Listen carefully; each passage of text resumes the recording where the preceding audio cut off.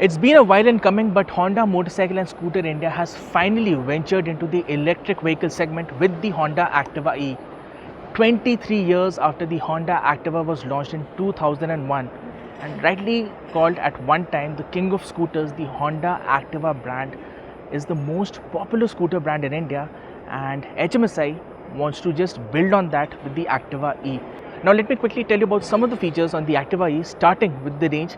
It gets a range of 102 kilometers claimed as per the IDC cycle, and it gets swappable batteries. So there are two 1.5 kilowatt hour batteries. Let me quickly show you the batteries. So there they are. You just lift them up like this, and it's not very heavy either. So there are two batteries and there's slight storage space here. So you have a basic toolkit and a first aid kit. Just a bit of storage space here to keep your knickknacks like your wallets, mobile phones, and so on and so forth, right? So now let's talk about the ergonomics of the scooter.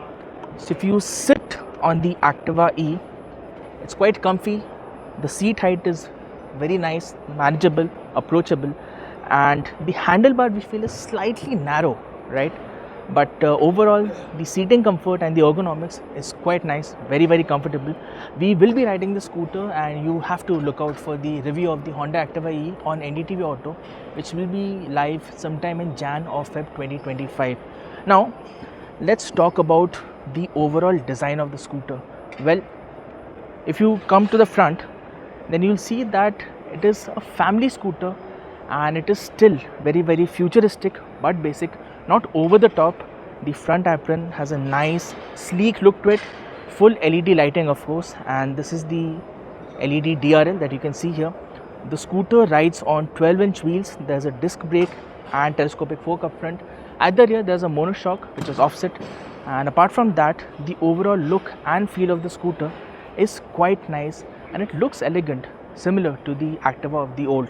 And also if we talk about the features, then there's this nice digital TFT screen here. It is not a touch screen, right? It is not a touch. You have all these options here. So this is the switch cube, and you can move around, right? So you get Bluetooth connectivity as well. You can use it to play the music, right? You have the horn, the indicator, and the pass switch here. And here you have three riding modes: economy, standard, and sport. So you can switch between the riding gear. This is the reverse button right here. So that's another part of the scooter that is quite nice. And well, like we said, the claimed range is 102 kilometers. Let's talk about the performance of the scooter. The peak torque output is about 22 Newton meters. And well, the scooter, it has a top speed of 80 kilometers per hour, and the 0 to 60 kilometers per hour sprint can be done in 7.3 seconds.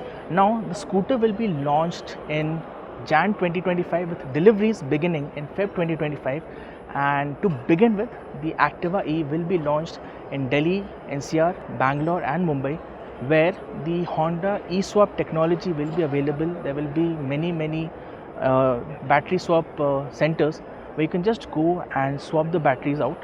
So these are the three places where the Activa E will be launched first, and then in a phased manner it will be launched across India. Along with the Honda Activa E, the company also launched the Honda QC1. This is a lower spec electric scooter, and it will be positioned below the Honda Activa E. Now quickly talking about the features and the highlights of this scooter. The range is about 80 kilometers. Yes, it's less, and this is the claimed range, so real world range is going to be slightly lesser. This gets fixed battery, unlike the Activa E which gets swappable batteries.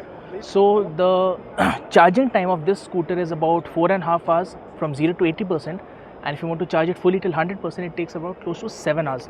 Now the design highlight of the scooter, it is somewhat similar to that of the Activa E, but there are a few differences. So here in the Activa E you get a LED DRL. Here the headlight is there, full LED lighting of course, and the QC1, it gets drum brakes at the front and rear.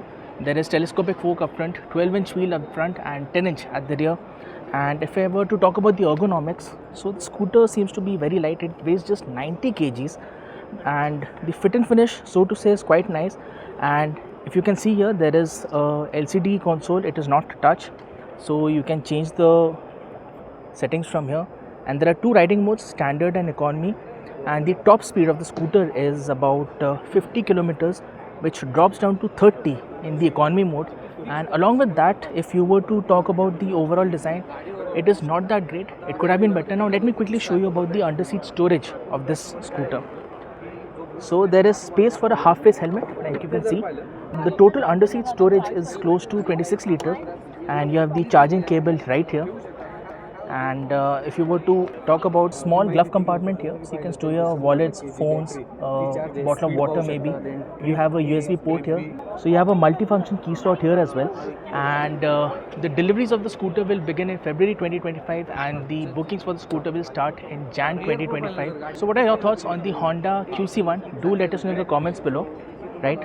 And if you like this video, please do share this video with your family and friends.